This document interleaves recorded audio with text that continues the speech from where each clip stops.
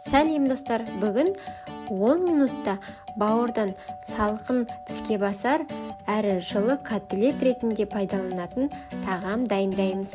Видеоны соңына дейін көріп, лайк басып, каналға тіркелуді ұмытпаңыздар. Алдымен бауырды ұсақ бөліктерге бөліп, блендер немесе ет тартқыштың көмегімен ұсақтап аламыз.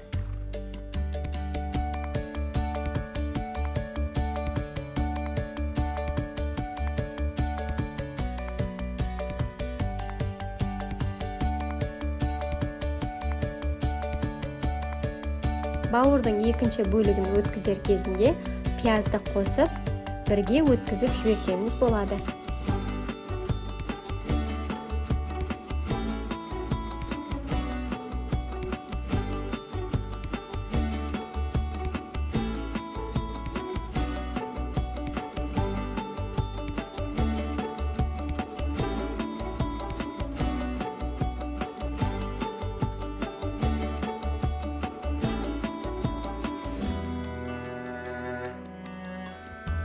Ендігі кезеңде жұмыртқа, ұн, сүт, тұз, бұрыш барлығын араластырып, етті массамызға қосамыз.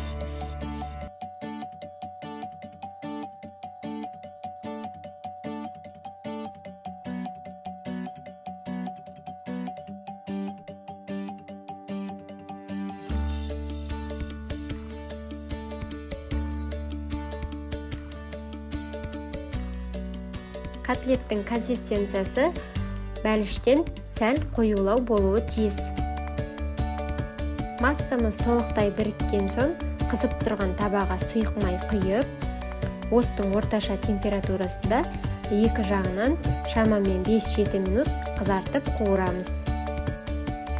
Бауырды массамызды үлкен қасықтың көмегімен салсаңыз ыңғайлы, әрі біркелкі формаға келтіру де оңай болады.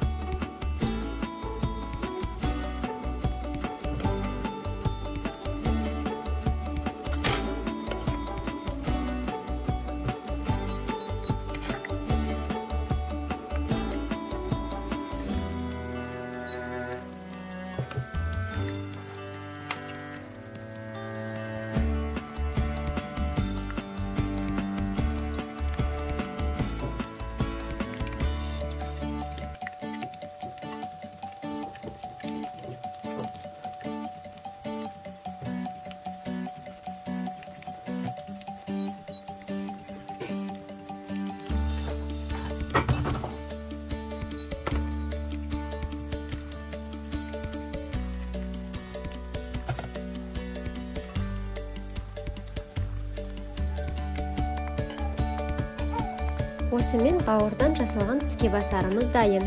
Котлетті салқын әрі ыстық күйінде де пайдалансаңыз болады. Котлет өте жұмсақ әрі шырынды болып шығады. Мені жоғалтып алмас үшін қоңыраушаны басуды ұмытпаңыздар. Сіздермен бірге болған Асылжан, астарыңыз дәмді болсын.